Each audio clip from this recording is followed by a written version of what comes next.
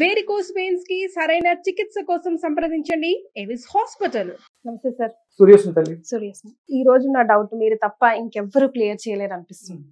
Vitamin D A రోగానికైనా ఆజ్యం పోసేది ఇదే అంటున్నారు. ఇప్పుడు ఏ టెస్ట్ చేయించుకున్నా విటమిన్ డి లోపం వల్లే అంటున్నారు. అది మనకి వచ్చేది కనిపించే ఆ ప్రత్యక్ష దైవం వల్లే కదా.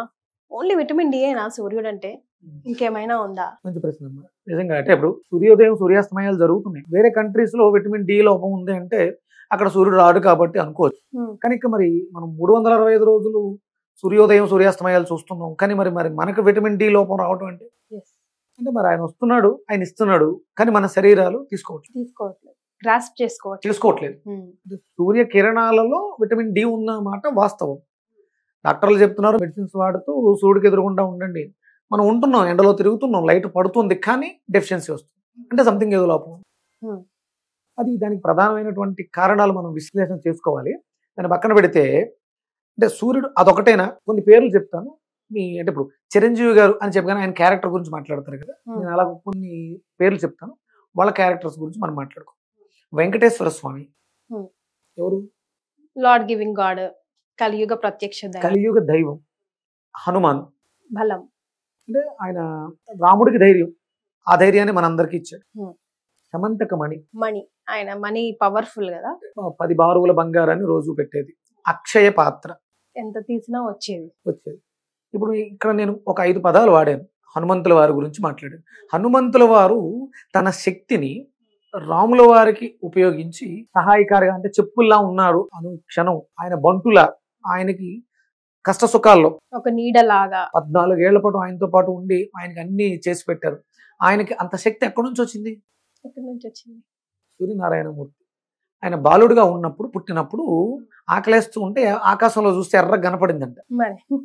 ఏదో పండు బాగుందని చెప్పేసి తిందామని వెళ్ళిపోయి తినేసాడు. ఆయన పట్టేసుకుని నోట్లో పెట్టేసుకున్నాడు. ఆయన అంటే తినాలనిపించడం వరకు బాలుడు, మరి అక్కడికి వెళ్ళాలిగా, అంత దూరం ఎగిరాడు అంటే ఆయనకి ఏదో సంథింగ్ శక్తి ఉంది. ఆ శక్తితో ఆయన తీసుకుని తినేసాడు, నోట్లో పెట్టుకున్నాడు, నోరు గాలింది, తర్వాత బయటకు విడిచిపెట్టాడు. ఆ బాలుడిలో ఉన్నటువంటి ముగ్ధ మనోహర తత్వానికి ఆయన మురిసిపోయాడు సూర్యుడు. అందుకని తన వేడిని తగ్గించుకున్నాడు. లేకపోతే ఆయన్ని తినడం అనేది ఇంపాసిబుల్ కదా. అక్కడ ఒక కథ, ఆ తర్వాత చాలా కథ జరుగుతుంది. ఆ బాలుడికి అంటే విద్యా విజ్ఞానం నేర్పించాలి అన్నప్పుడు నేను ఆ బాధ్యత తీసుకుంటాను అంటాడు సూర్యనారాయణమూర్తి. సూర్యుడు అని ఆయన అంటే హనుమంతుల వారి గురువు ఎవరు? సూర్యుడు. ఇంకొక రకంగా చెప్పాలంటే సువర్చల అనే కిరణాన్ని కూతురుగా చేసి ఆయనకిచ్చి వివాహం చేస్తాడు. ఒక రకంగా హనుమంతుల వారికి మామగారు సూర్యనారాయణమూర్తి. ఇక నేను కలియుగ దైవం వెంకటేశ్వర స్వామి. ఆయన లక్ష్మీదేవి విడిచి వెళ్ళిపోతే వైకుంఠాన్ని విడిచి భూమి ఆవిడ వెతుక్కుంటూ తిరుగుతూ ఉంటారు. తర్వాత వకులాదేవి, మనం ఆ కథ చూస్తాం, చోట పడుకుంటే పుట్ట పోసేస్తుంది, ఆవు రోజు వచ్చి పాలు పోస్తుంది. తర్వాత ఒక 6 నెలల తర్వాత పుట్టలోంచి బయటకు వస్తారు. అప్పుడు మళ్ళీ అంటే లక్ష్మీదేవి కోసం వెతుకుతూ ఉంటే ఒక ఋషి వచ్చి, నువ్వు భక్తితో శ్రద్ధతో ఒక దీక్ష చేయి, నీకు లక్ష్మీదేవి మళ్ళీ వస్తుందని చెప్పడంతో 12 సంవత్సరాల పాటు దక్షతతో గోవిందుడిని అర్చిస్తాడు ఆయన.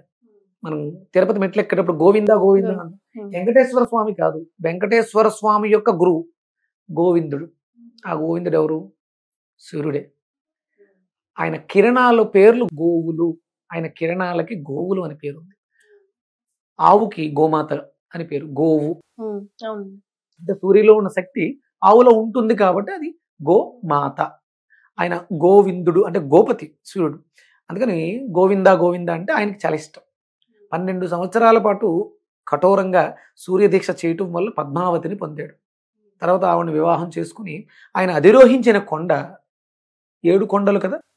సూర్యుడి యొక్క రథంకు ఉన్న గుర్రాలని ఆ సూర్యుడు శక్తి ఆ 7 కొండల్లోనూ నిక్షిప్తమైంది.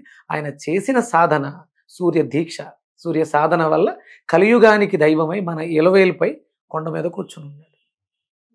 ఇక సమంతకమణి, ద్వాపర యుగంలో మీకు ఒక కథ జరుగుతుంది. వినాయక వ్రతకల్పంలో శ్రీకృష్ణ పరమాత్మ అడుగుతాడు, సత్రాజిత్తుడు సూర్య ఉపాసన చేస్తే సమంతకమణిని ఇచ్చింది సూర్యుడే. అది రోజుకి 10 బారువుల బంగారాన్ని పెడుతుంది. అంతకన్నా విలువైంది ఇంకా ఉంటుందమ్మా. ఇక అదే ద్వాపర యుగంలో పాండవులు అరణ్యవాసానికి వెళ్ళినప్పుడు అన్ని కోల్పోయారు, అరణ్యం తిరుగుతూ ఉంటారు. మీరు లేని రాజ్యంలో మేము ఉండలేమని ప్రజలందరూ కూడా ఆయనతో పాటు అడవుల్లోకి వస్తారు. మేమంటే ఏదో కందమూలాలు తిని బతికేస్తాం, మరి మీ అందరికీ పెట్టడానికి నా దగ్గర ఏమో ఉంటుంది అని అన్నప్పుడు ఆయన గురువు గారు చెప్తారు, సూర్యోపాసన చేయి, సూర్యుడే నీకు దారి చూపిస్తాడు అంటే అప్పుడు ఆయన ఒక అక్షయపాత్ర ఇస్తాడు. నువ్వు ఏదైతే తింటావో దాంట్లో వేయి, అది 10 అవుతుంది, నువ్వు పెట్టిన వాళ్ళకి పెట్టినంత. ద్రౌపది వచ్చి చివరనున్నది తీసి కడిగేస్తే ఆగుతుంది. ఇంతకన్నా విలువైంది అంటే ఒక విటమిన్ డి గురించి మనం మాట్లాడుకుంటాం, ఇన్ని విలువైనవి అక్కడ ఉన్నాయమ్మా, అది ఒక్క సూర్యుడి వల్లే సాధ్యం. అంటే మనం బ్రతుకున్నాం, విటమిన్ డి మనకి ఎందుకు పని చేయట్లేదు అంటే ఆ జీవం యొక్క శక్తి మనలో లోపించింది, మణిపూరకం పాడైంది. అందుకని ఆ విటమిన్ డిని, ఆయన నుంచి వచ్చే విటమిన్ డిని మన బాడీ రిసీవ్ చేసుకోలేకపోతుంది. సోలార్ ఎనర్జీ ఉంటుందిగా, ఆయనలోంచి వస్తుంది. ఇక్కడ మన దగ్గర సోలార్ ప్లేట్లు బాగోకపోతే ఎక్కడ కరెంట్ తయారవుతుంది, అంతే. అందుకని ఆయనకు అనుసంధానంగా ఉండడానికి సూర్యోదయ పూర్వమే నిద్రలేచి ఆ యోగాసనాలు, చిన్న చిన్న ఆసనాలు, సూర్య నమస్కారాలు చేస్తే మీ సోలార్ ప్లేట్లు మళ్ళీ రెడీ అవుతాయి. ప్రకృతిలో ఉన్నటువంటి ప్రతి శక్తిని మీరు పొందగలుగుతారు.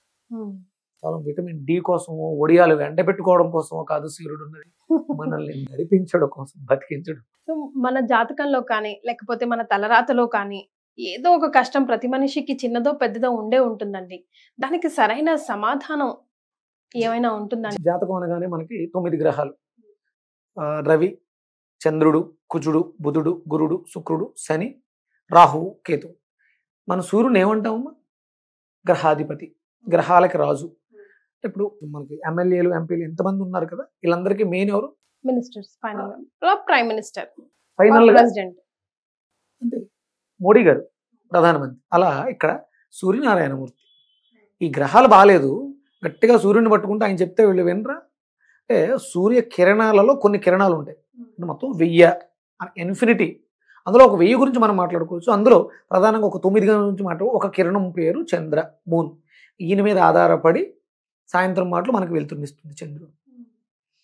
ఆయన నుంచి వచ్చినటువంటి ఒక కిరణం పేరు కుజుడు, ఆయనలోంచి వచ్చిన ఒక కిరణం పేరే బుధుడు, ఆయనలోంచి వచ్చిన ఒక కిరణమే గురుడు, ఆయనలోంచి వచ్చిన ఒక కిరణమే శుక్రుడు, ఆయనలోంచి వచ్చిన కిరణాలే రాహుకేతువులు. అంటే ఖండన బిందువులు అంటారు అవి ఆయన భ్రమణంలో, నార్త్ పోల్ సౌత్ పోల్. ఇదంతా సూర్యుడి యొక్క భ్రమణంతోటే జరుగుతుంది. ఆ సూర్యుడినే మనం ఆరాధించగలిగితే, అన్ని దేవుళ్ళు నక్షత్రాలు కాదు, source of energy, source of light, జ్ఞానము. ఇంత అద్భుతమైన జీవితాన్ని ఇచ్చాడు, ఆత్మకారకుడుగా ఉన్నాడు అని చెప్తున్నాడు. నిజమేగా, లోపల ఏదో ఉంది, అది ఆత్మ, దానికి అధిపతి సూర్యుడు అనుకుంటున్నాం. చేతులు జోడించి థ్యాంక్ యూ చెప్తే ఏం పోయింది? అన్ని ఈజీగా వస్తాడు కదా. మనం మిగతావన్నీ చేస్తున్నాం, గ్రహాలన్నింటినీ ఆ గురువుడి దగ్గరికి వెళ్ళి బాబా బాబు నాకు కొంచెం ఉద్యోగం రావట్లేదు, ఏదైనా సాయం చేసి పెట్టు, ఇల్లు కొనుక్కుందాం అనుకుంటానని గురుణ్ణి, భారీ కావాలనేమో శుక్రుణ్ణి, దోషాలు ఉంటేనేమో కుజుణ్ణి వేడుకుంటున్నాం. అసలు ఆయన వదిలేసాం, సింపుల్గా అయిపోద్ది, చేతులు జోడించి అడిగితే ఇచ్చేస్తాడు ఆయన, అన్నీ పోతాయమ్మా. సూర్య నమస్కారం చేస్తే, కృతజ్ఞత తెలియజేస్తే ఆరోగ్యం, ఐశ్వర్యం అన్నీ. ఇది అది కాదు, ఏది కావాలితే అది. అడిగితే అడిగిందే ఇస్తారు, అడగకపోతే అన్ని ఇస్తాడు. ఇప్పుడు మీరు కూడా సకల మానవాళికి ఉపయోగపడేలా యజ్ఞాదులు చేస్తున్నారు సూర్యునికి సంబంధించి అని విన్నాం. అందులో ఎవరెవరు పార్టిసిపేట్ చేయొచ్చు, ఎలా పార్టిసిపేట్ చేయాలి, అసలు ఏం చేయాలి?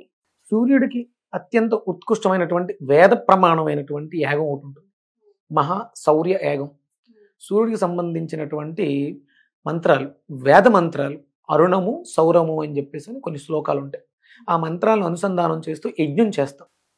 ఈ 30 రోజులు, మాఘమాసం 30 రోజులు కూడా అరుణ సౌర మంత్రాలతో మనం హవిస్సిచ్చి హోమం చేస్తాం అన్నమాట.